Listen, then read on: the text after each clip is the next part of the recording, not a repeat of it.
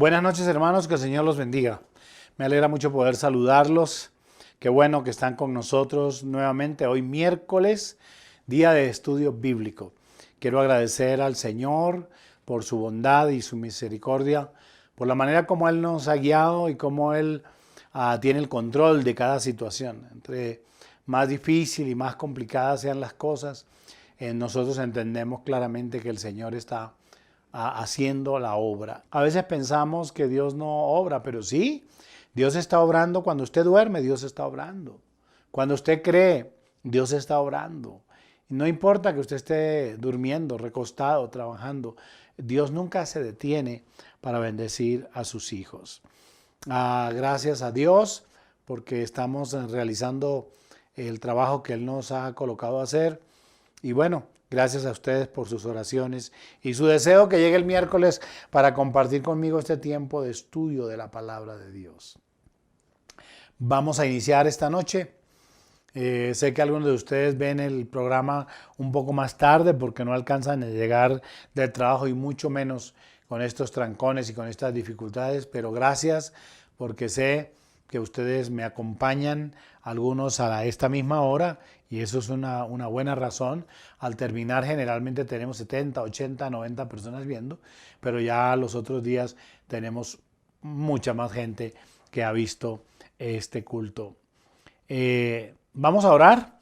Hoy quiero hablar un poco acerca de la oración. Ya les explico, pero quiero que oremos juntos para que el Señor nos bendiga y nos ayude. Diga conmigo: Padre nuestro, te damos gracias por tu palabra.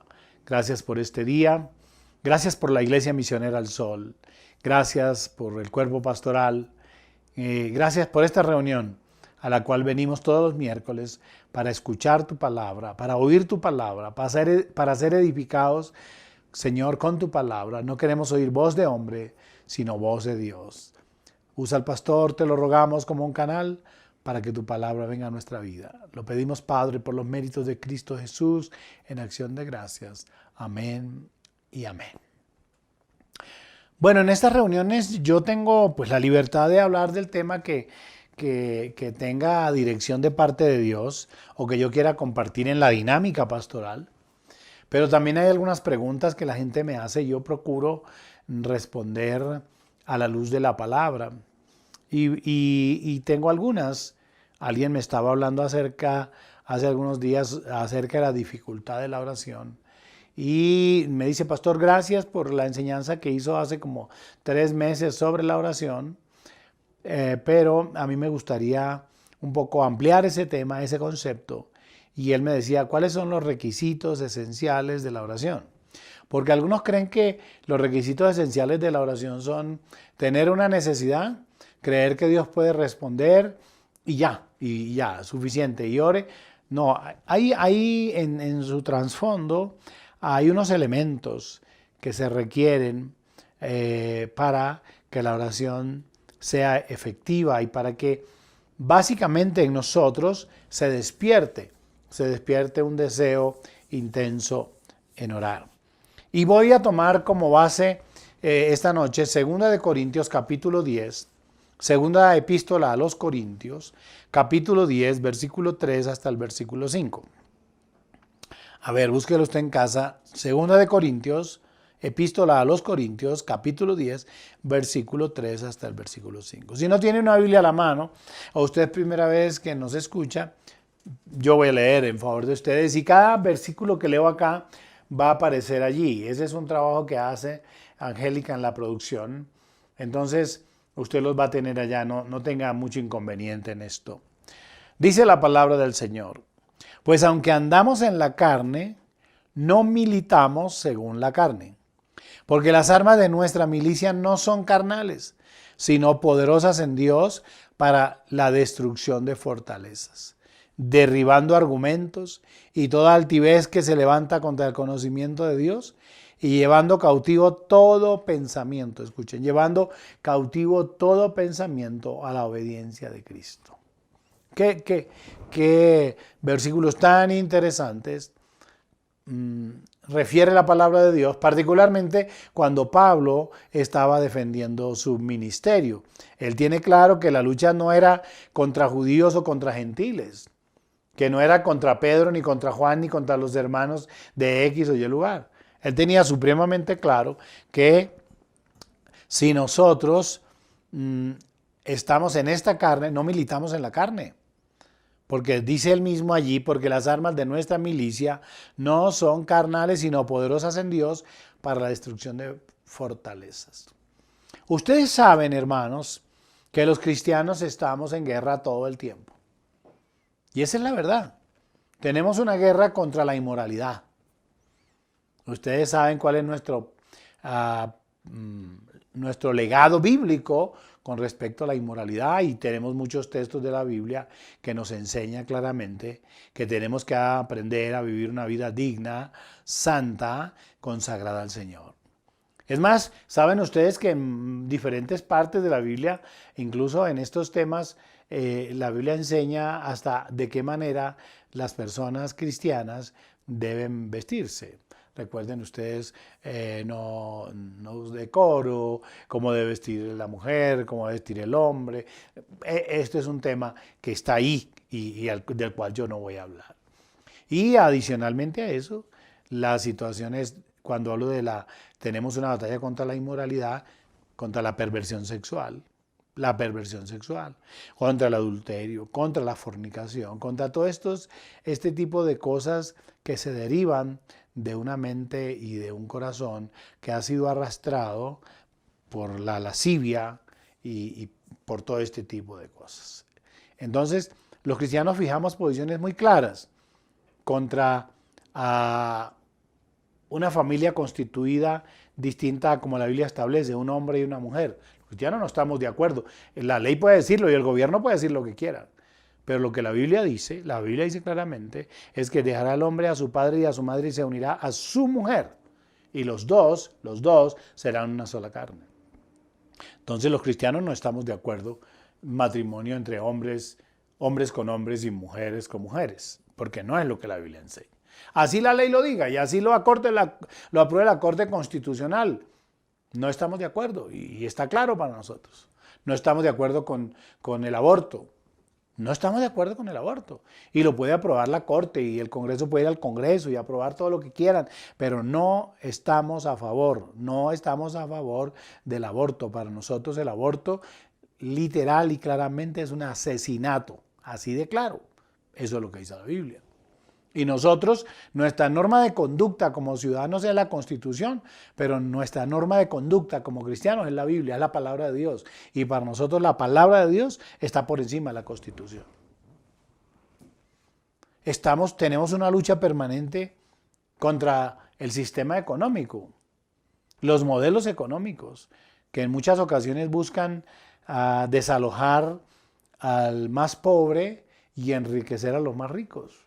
Es una lucha que tenemos y también una lucha permanente para obtener el sustento. Cada familia, en la manera en que trabaja en nuestras congregaciones y en nuestras iglesias, hay hombres brillantes, profesionales, profesores universitarios, médicos, hay ingenieros, arquitectos, gente que Dios le ha permitido prepararse y estudian y nos representan muy bien. Pero también hay gente humilde que tiene que vender como vendedor ambulante, o que tiene que tener un puesto estacionario, o que tiene una microempresa, o que tiene una empresa. También tenemos gente que lo hace, pero estamos siempre en una batalla permanente frente a estos temas económicos, y más ahora con esta crisis tan grande que hay. Porque si bien es cierto, un cristiano no debe ni puede tener una cantina, un prostíbulo de lo que han cerrado durante este tiempo de la pandemia, pero sí tenemos cristianos con restaurantes, lugares donde se come muy rico, muy bien, comida muy deliciosa, bien preparada y además con la bendición de Dios, que es donde realmente nosotros, los cristianos, también debemos apoyar estos lugares donde nuestros hermanos cada día luchan por obtener su sustento diario. Pero también es muy importante, y caigamos aquí, es que San Pablo, cuando está hablando sobre esto, está hablando que tenemos una lucha permanente contra Satanás, contra el diablo. Y eso tenemos que tener claro, y la Biblia lo determina y lo enseña todo el tiempo. Y que este enemigo, nuestro adversario, el diablo, por eso San Pablo aquí cuando escribe a los Corintios dice, porque las armas de nuestra milicia no son carnales. No tenemos una pelea de Pedro con Juan ni de Juan con Pedro. No estamos peleando con personas. Nuestras batallas son mucho más allá que eso.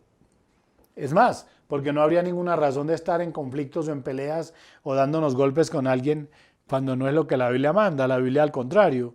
Dice, tenemos que amar a nuestro adversario, tenemos que amar a nuestro enemigo. Si alguien te ofende, perdónalo. Eso es lo que la Biblia enseña.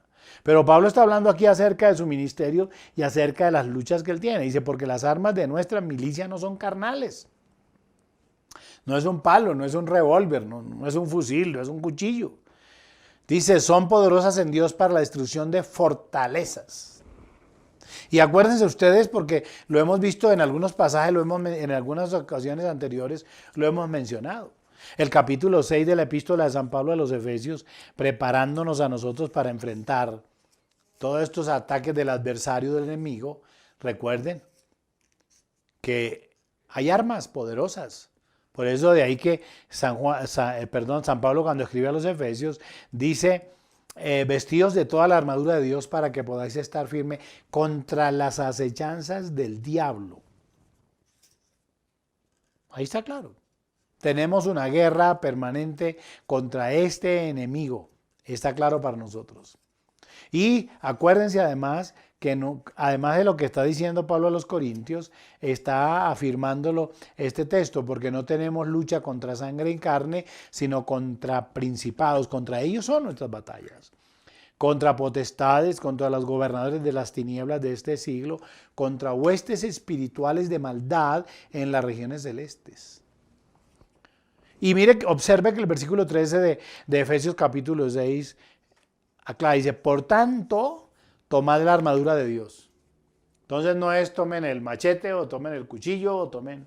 No, por tanto, tomad la armadura de Dios para que podáis resistir en el día malo y habiendo acabado todo, estar firmes.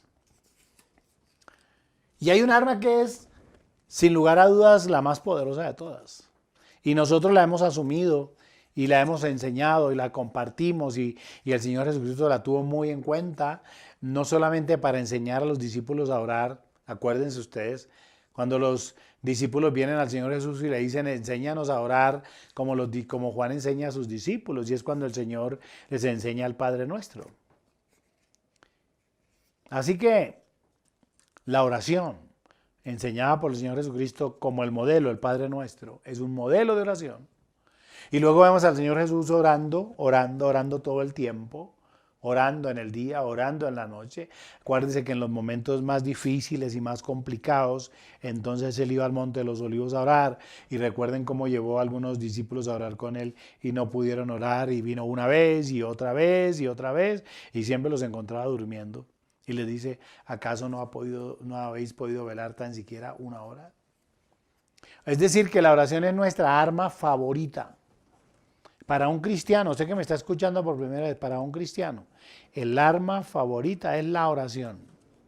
Y hay una cosa que tiene que quedarnos claros a todos, es que Satanás hará todo lo que esté a su alcance para evitar que oremos. Satanás hará todo, absolutamente todo lo que esté a su alcance para evitar que nosotros oremos. Porque él sabe que cuando un cristiano ora, cuando un hijo de Dios ora, hay respuestas, hay poder, hay autoridad. Dios responde porque esa es su promesa y esa es su palabra. Entonces, pensando en esto que vengo diciendo, y para tratar de responder un poco la pregunta, yo tengo quizás 5 o 6, pero no voy a mencionar todos esos. Hoy solamente voy a mencionar 4. Con esto vamos a cerrar, a ver si terminamos hoy. 4 requisitos para que la oración sea una oración eficaz. El primer asunto que se requiere, usted que anota ya, es reverencia espiritual. Reverencia espiritual. Para experimentar la oración eficaz, uno tiene que cultivar un respeto total por la palabra de Dios. Cuando uno respeta la palabra de Dios, cuando usted lee la palabra de Dios, cuando la palabra de Dios para usted es inspiración. Cuando usted entiende que la palabra de Dios es verdad, cuando usted ha entendido el mensaje de la salvación, cuando usted ha entendido el versículo que dice, hablando del Señor Jesús, dice, el que me ama mi palabra guardará y mi Padre vendrá y mi Padre y yo vendremos y haremos morada en él. Si usted ha entendido esa palabra, tiene que tener claro entonces que la palabra nos ayuda para tener una profunda reverencia espiritual. ¿A qué? Pues a lo que Dios dice en su palabra. Cuando yo reconozco que esta palabra es la verdad. Yo recuerdo que algún día estaba hablando con un profesor de biología y entonces él me habló y dijo que quería, me dijo, Trejos, yo era solamente un adolescente, quiero hablar con usted acerca de Dios, a ver si lo saco de ese error en que lo han inducido sus padres. Y yo le dije, bueno, profesor, cuando usted quiera. Y entonces algún día me llamó y me dijo, vamos a hablar. Y cuando yo le dije, bueno, ¿de qué vamos a hablar? Y yo le dije, vamos a hablar de Dios. Yo le hice esta pregunta. ¿Usted cree que la Biblia es la palabra de Dios? Dijo, lo dudo mucho. Luego le pregunté, ¿usted cree que el Evangelio es la verdad y que lo que los evangelistas narran es la verdad? Y me dijo, no creo en eso. Entonces le dije, entonces, ¿usted cree que Dios existe? Y dijo, pues por eso es que vamos a hablar, porque Dios no existe. Yo le dije, oiga, profesor, entonces, ¿de qué vamos a hablar? ¿Qué argumentos tiene? Porque si vamos a hablar de Dios, yo tengo que hablar de la Biblia. Es el instrumento, o es el manual, o es el libro de instrucción sobre el cual yo puedo hablar. Pero si usted me dice que no cree en Dios, que no cree que la Biblia es la verdad, que no va a aceptar ningún argumento bíblico, entonces no tenemos nada de qué hablar. Usted siga siendo mi profesor de biología y yo sigo siendo cristiano común y corriente. El que usted acepte o crea o no crea en Dios, pues ese es un tema suyo. Pero el argumento en el cual yo me baso para demostrar que Dios existe es la Biblia. Porque ¿en qué se va a basar usted? Y recuerdo que en aquel tiempo yo era un estudiante de bachillerato. Nos estaban enseñando el origen de las especies, nos hablaban de Darwin y nos hablaban de Oparín y nos hablaban de una cantidad de cosas, pero no tenían ningún sustento. Yo agradezco a Dios, mi profesor, lo tuve 3 años de profesor, fue una cosa terrible para mí tener ese profesor. Claro, nunca perdí la materia con él, porque procuraba en lo que tenía que cumplir. Pero recuerdo que una vez, unos años después, y déjenme, yo me salgo aquí del tema, unos años después, me fui a predicar a una iglesia en Cúcuta. Me habían invitado, yo ya había crecido y casado, y terminé de predicar en esa iglesia, una iglesia de las Asambleas de Dios. Cuando termino de predicar, pues me sorprendí porque vi que alguien me estaba esperando bajando la plataforma, bajando del púlpito. Y cuando bajo, era mi profesor de biología. Entonces ahora me dice, ¿qué hubo, Trejos? ¿Sabes que ahora soy cristiano? Y yo le digo, ¿cómo, profesor? Méndez se llamaba. Profe, ¿cómo así? Qué bueno, qué alegría tal. Dijo, todas las cosas que discutí contigo durante 3 años, hubo cosas de esas que no me dejaron dormir.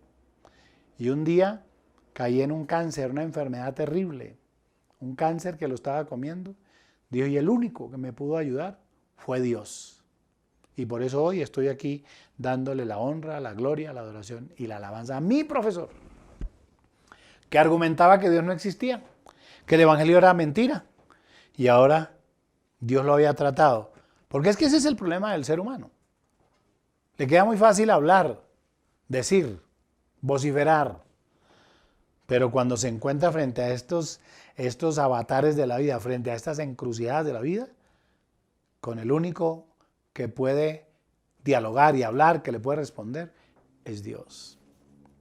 Entonces ese argumento fundamentado en la palabra de Dios, ahí está lo que genera en nosotros una reverencia espiritual. Y nadie puede llevar una vida de oración sin tener un amor inmenso y un respeto por la palabra de Dios. si no se tiene un amor inmenso y un respeto por la palabra de Dios, es muy difícil, es muy difícil. No, es que es imposible que usted tenga reverencia por Dios y que usted sea un hombre o una mujer de oración. Ustedes saben, porque es que en la oración nosotros hablamos con Dios. Cuando nosotros leemos la palabra de Dios y escuchamos, como usted lo está haciendo esta noche, viéndome aquí, cuando escucha la palabra de Dios, Dios le está hablando. Y no podemos hablar con nadie si no tenemos un interlocutor, si no tenemos a alguien. Entonces es muy difícil para alguien orar si no cree que Dios le está escuchando.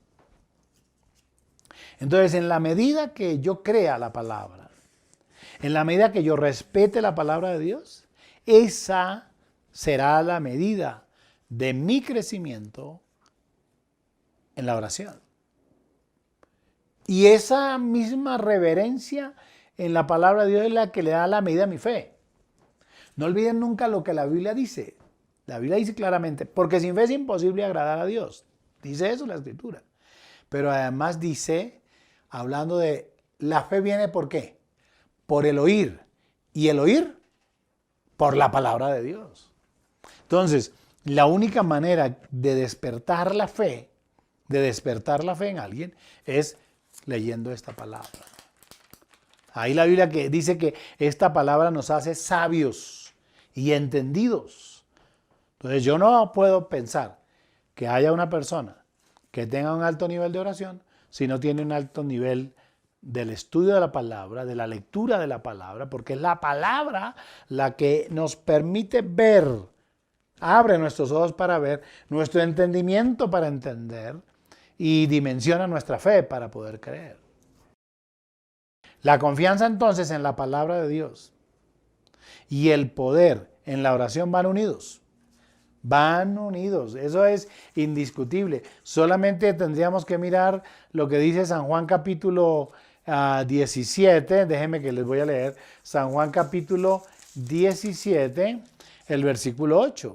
Dice, porque las palabras que me diste les he dado, y ellos las recibieron y han conocido verdaderamente que salí de ti y que han creído que tú me enviaste. Mira lo que está diciendo, la palabra que el Padre dio al Señor Jesús, que fue la palabra que Él nos trajo a nosotros, permitió que pudiéramos creer que Dios le había enviado.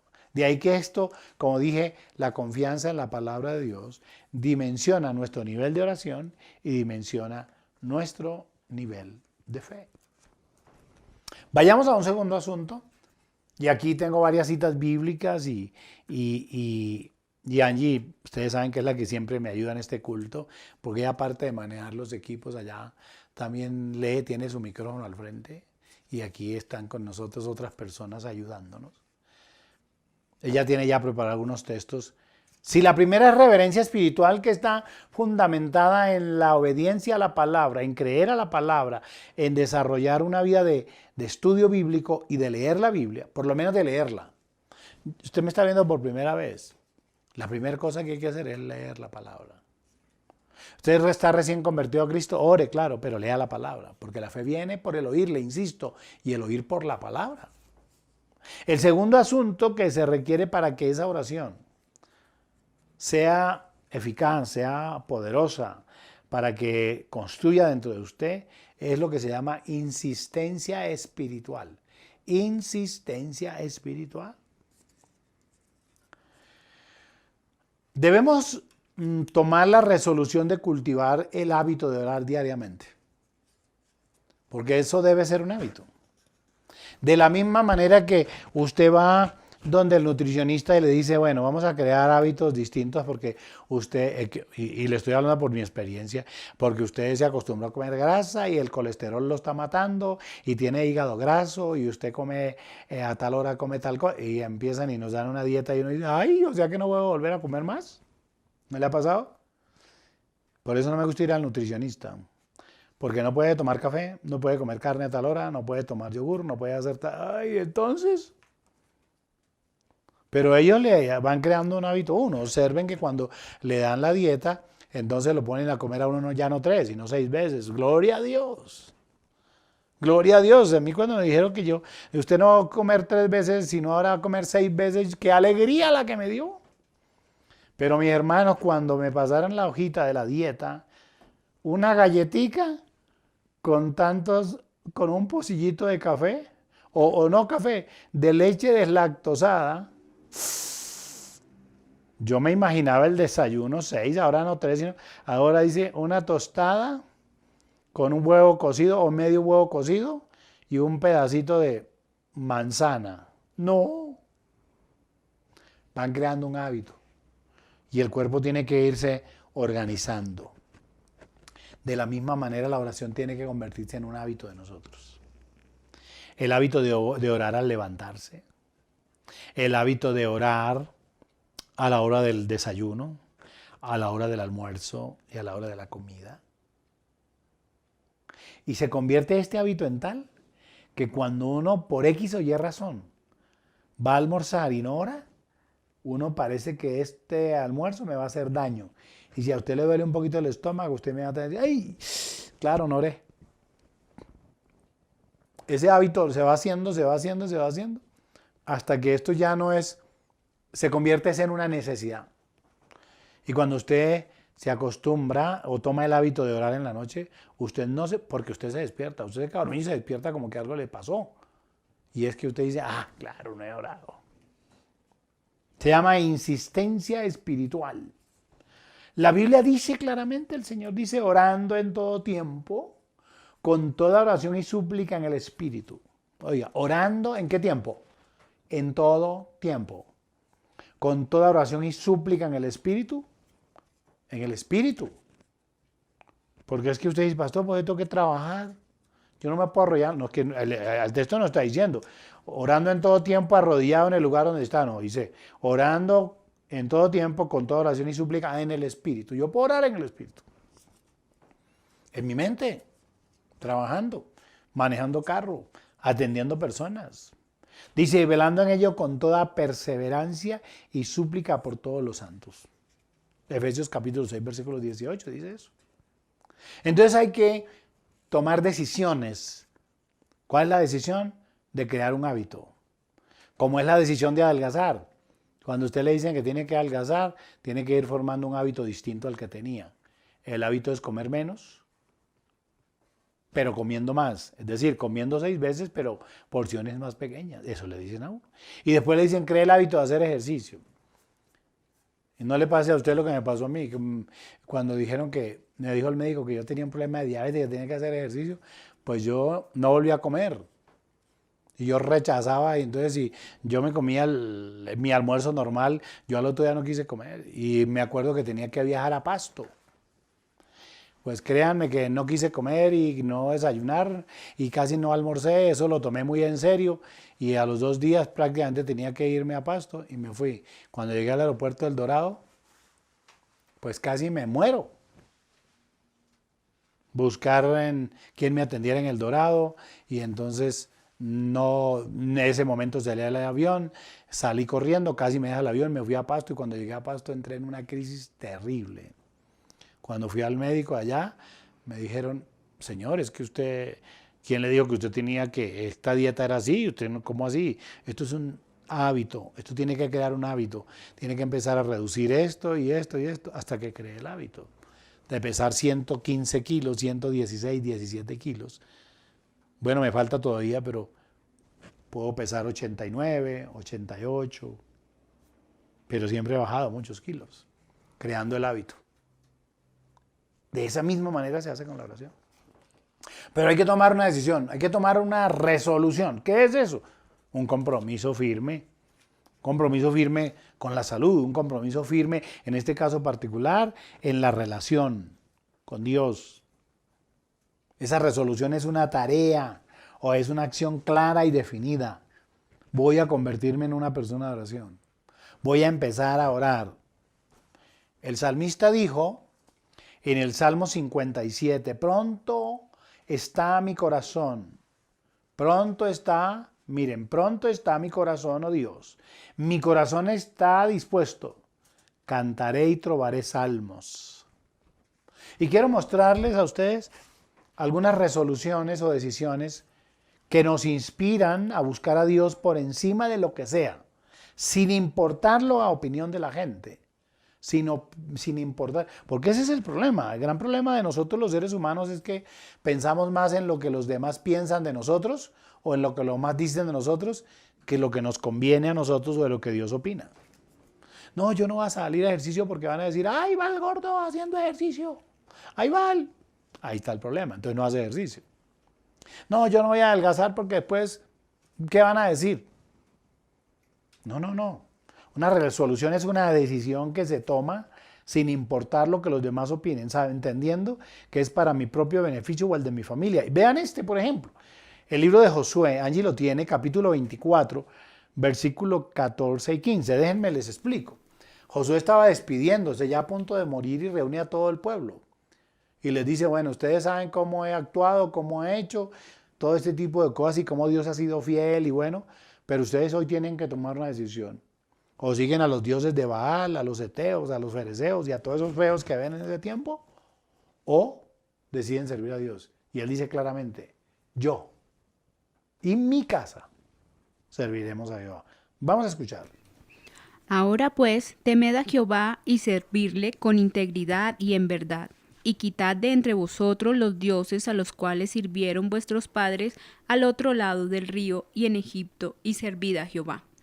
Y si mal os parece servir a Jehová, escogeos hoy a quien sirváis, si a los dioses a quienes sirvieron vuestros padres cuando estuvieron al otro lado del río, o a los dioses de los amorreos en cuya tierra habitáis, pero yo y mi casa serviremos a Jehová. Observen eso. Pero yo, primera persona, primero yo. Ahí sí vale el primero yo. Y mi casa, mi familia, serviremos a Jehová. Ustedes hagan lo que quieran, ustedes emborráchense, ustedes sean idólatras, ustedes malgasten el dinero, ustedes sigan en esa vida que llevan, pero tengan claro que yo hoy tomé una resolución, una decisión. Y juntamente con mi familia, pero entra él primero. Yo y mi casa serviremos a Jehová. Qué interesante eso.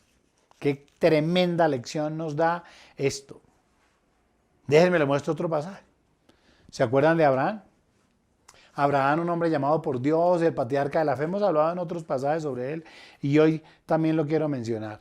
Génesis 28, 19 al 22. Una resolución que Abraham toma clara, sin importar lo que los demás dijeran y lo que los demás opinaran. Él ese día, después que ve, hace una promesa a Dios y le dice, si tú estás conmigo y si tú me apoyas y si tú estás conmigo todo el tiempo, entonces yo haré esto. Angie, ayúdenos. Y llamó el nombre de aquel lugar Betel, y aunque Luz era el nombre de la ciudad primero, e hizo Jacob voto diciendo, si fuere Dios conmigo y me guardare en este viaje en que voy, y me diere pan para comer y vestido para vestir, y si volviere en paz a casa de mi padre, Jehová será mi Dios. Y esta piedra que he puesto por señal será casa de Dios, y de todo lo que me dieres, el diezmo apartaré para ti. Oigan, a mí me encanta esto. Esto es una resolución también determinativa. No importa lo que los demás piensen o opinen, lo dice claramente. Dice, hizo voto diciendo, si fuere Dios conmigo y me guardara en este viaje en que voy, acuérdese para dónde iba, no sabía para dónde iba siquiera, y me diere pan para comer y vestido para vestir, y si volviera en paz a casa de mi padre, primero, Jehová será mi Dios. Jehová será mi Dios, primera resolución. Es decir, en la vida espiritual, en el mundo espiritual, Jehová será mi Dios y no importa la nación donde vaya, y no importa lo que los demás digan, nada en absoluto. Y después dice, y esta piedra que he puesto por señal, colocó una señal clara que estaba acompañada de una petición. Dice, será casa de Dios y de todo lo que me dieres, el diezmo apartaré para ti. La decisión estaba clara, Jehová es mi Dios, y de la manera que tú me bendices, Señor, entonces el diezmo, el 10% de lo que tú me dieres, yo lo apartaré para ti. ¿No les parece muy curioso que algunas personas hablan de usted porque usted diezma y ofrenda? ¿No le parece muy curioso eso? Pero no dicen nada porque usted se gasta su dinero en un prostíbulo o porque se lo gasta en ron o en cerveza o en droga. Eso no, ese no es el problema. El problema es que usted toma su 10% y lo pone en la iglesia para el sostenimiento de la iglesia. Abraham dijo, a mí me importa lo que ustedes piensen, Jehová será mi Dios. Y voy a colocar una señal, esta piedra será una señal evidente de lo que yo he hecho y de lo que voy a hacer. Es que el diezmo apartar, y encontramos nosotros allí mismo capítulos, en varios capítulos, la forma en que Dios bendijo a Abraham y cómo Abraham entregó sus diezmos. Alguien me pregunta, ¿eso es del Antiguo Testamento, pastor, y eso es del Nuevo Testamento? La verdad, yo aprendí desde niño a diezmar. Mi mamá en aquel tiempo me daban 20 centavos para llevar al colegio, eran 100 pesos a la semana. Y mi mamá me enseñó que el 10% eran para la obra de Dios, para la iglesia. Y entonces no nos daba los 100, sino que nos daban 90. Y aún estoy viejo y todavía lo sigo haciendo. Y puedo declarar tranquilamente que he sido bendecido y prosperado por Dios. ¿Y los demás qué opinan? Nada. Recuerdo que hace años estaba haciendo un negocio con un hombre y dentro de las condiciones del negocio era que el 10% de la utilidad de la empresa tenían que ir a la iglesia. Y él dijo que no, entonces ya le dije yo, entonces se acabó la sociedad y rompimos la sociedad hasta que encontré otras personas que aceptaron claramente eso y entonces pudimos hacer la sociedad y fuimos prosperados y bendecidos. Sin importar lo que los demás, son resoluciones. Yo decido esto y nadie tiene que ver con lo mío porque esta es una decisión mía y además es con Dios. El salmista, en el Salmo 55, versículos 16 y 17, también me gusta mucho la decisión del salmista. A ver, Angie, léanos 55, 16 y 17 del libro de los Salmos. En cuanto a mí, a Dios clamaré y Jehová me salvará. Tarde y mañana y a mediodía oraré y clamaré, y él oirá mi voz. Miren que es casi exactamente las mismas palabras de Josué y de Abraham. En cuanto a mí, es decir, yo no sé qué hagan ustedes, pero yo, en cuanto a mí, a Dios clamaré y oraré de día y de noche y en todo tiempo y en el lugar que sea y como sea. Ay, pero es que mire, ya va a entrar ahora, ya se va. Y entonces, bueno, yo oro más tardecito. No, no, entonces hoy no, yo oro mañana. No, yo no ayuno, yo ayuno mañana. Porque su familia que se perturbe el que quiera. Ahora, también no vaya usted a ayunar el 24 de diciembre, pues cuando estamos comiendo los tamales y cuando estamos celebrando la Navidad. Porque ese no es un día para eso. Y el 31 de diciembre, salvo que usted haga un compromiso con Dios, de lo contrario, no. Ni el día de la madre, pues le da usted por ayunar. Todo el mundo va a decir que es por no gastarle nada a su mamá. O el día del padre, para no darle nada al papá. Eso es así. Pero mire, en cuanto a mí, es mi decisión. Es mi decisión, es mi resolución. Orar, el salmista lo dice. ¿Y se acuerdan de Daniel? ¿Se acuerdan de Daniel capítulo 6 cuando el foso de los leones, ¿se acuerdan? Cuando los gobernadores y todos aquellos que no pudieron encontrar nada contra Daniel dijeron, este tipo ora todos los días y este hombre tiene un dios o su dios y él no va a dejar de orar y entonces tramaron todo un asunto para hacer que el rey firmara un decreto y él firmó el decreto que durante 24 horas, digamos, el que adorara a un dios distinto al rey, entonces iba a echar al foso de los leones. ¿Y qué hizo Daniel? ¿Se acuerdan qué hizo Daniel? Dice que se fue a orar como lo hacía siempre, abriendo su ventana, mirando a Jerusalén. A mí me sorprende, me encanta la palabra como lo solía hacer siempre. ¿Cuál era el riesgo? ¿Morir? ¿Cuál era el riesgo? ¿Ir al foso de los leones? Ese era el riesgo. Pero él toma una decisión por encima de su propia vida. A ver, allá ayúdenos con ese versículo. Cuando Daniel supo que el edicto había sido firmado, entró en su casa y abiertas las ventanas de su cámara que daban hacia Jerusalén, se arrodillaba 3 veces al día y oraba y daba gracias delante de su Dios como lo solía hacer antes. ¿Acaso no podía cerrar la puerta? ¿Por qué razón tenía que tener la ventana abierta? No, porque había tomado una resolución. Y desde que uno lee el libro de Daniel, desde el primer capítulo, uno descubre un hombre lleno de carácter, de resolución cristiana, dispuesto a hacer lo que sea. Oh, hermanos, ¿cómo quisiera uno de pastor poder tener la decisión que tomaron estos hombres? ¿Cómo quisiera uno ver a los hermanos de la iglesia tomando decisiones firmes y con carácter? Pues piensen lo que piensen, pero mis hijos y yo nos vamos a la iglesia. Mamá, abuelita, tío, piensen lo que quieran, pero mi casa y yo serviremos a Jehová. Eso es muy difícil de encontrar.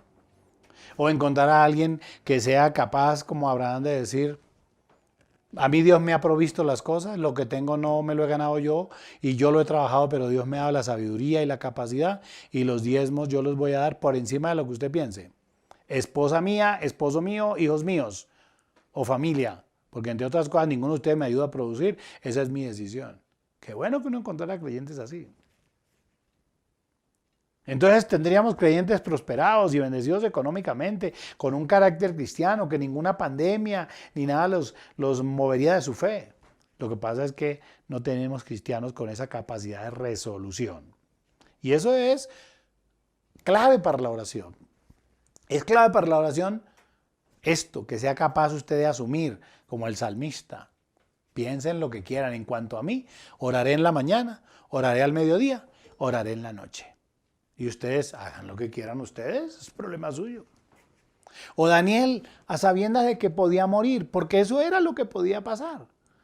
Y ustedes conocen el pasaje, capítulo 6. Luego fue al foso de los leones. Y allí Dios hace un tremendo milagro. Porque Daniel era un hombre de oración, que tenía claro, muy claro, lo que él debía y tenía que hacer. Pues que esto le sirva a usted esta noche. Para entender, para comprender que el propósito de Dios es que aprendamos a tomar resoluciones y decisiones firmes y con carácter. Nuestro corazón debe insistir en la constancia en la oración, pasar tiempo a diario con el Señor Jesús y su palabra debe ser un hábito. Claro que debe ser un hábito. Miren, y vuelvo a leer porque este estudio bíblico así es. La Biblia solo la Biblia. El Salmo 116:2. Mire lo que dice. Porque ha inclinado a mí su oído, por tanto le invocaré en todos mis días. Ahí está lo que dice. Hay una persistencia en esto. Le invocaré en todos mis días. Es lo que el salmista tiene claro. Dice, por cuanto él me ha respondido. Y volvemos a insistir en una frase normal de nosotros.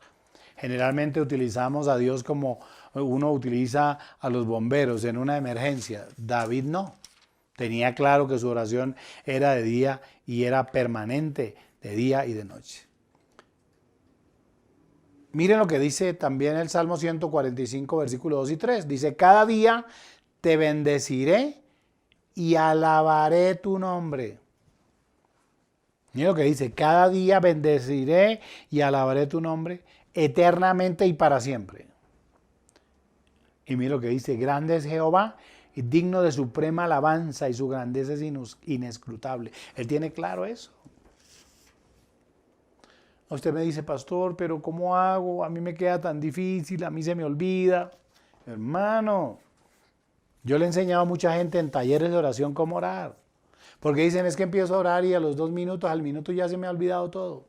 Les he dicho, tomen una libreta, tomen un lapicero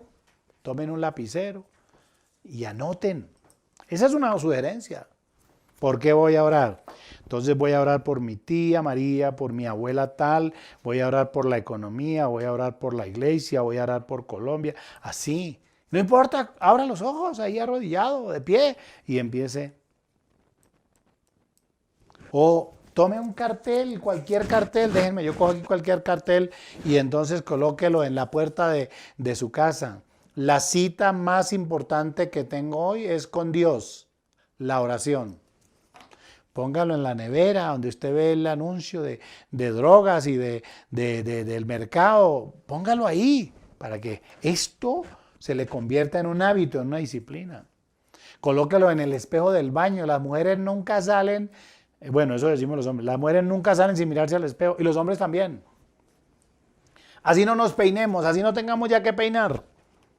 Vamos al espejo y nos miramos y nos acariciamos nosotros mismos. Póngalo en el espejo. Hoy tengo que orar. Es importante mi oración. Ahí, el espejo le habla. Y eso léalo en voz alta, no diga, léalo en voz alta. ¿Sabe qué va a pasar? Usted tomará la resolución de orar diariamente y de hacerlo un hábito. Y en ese hábito hay bendición para usted. Bien, esta es la primera parte de este tema. Vamos a orar. Quiero que esta palabra surta el efecto en su vida. Que usted tome la decisión de crear un hábito de oración para que haya una insistencia espiritual. Una insistencia espiritual. Ya el otro miércoles voy a compartir los otros dos para que terminemos este tema. ¿Por qué no oramos al Señor y le decimos que nos ayude?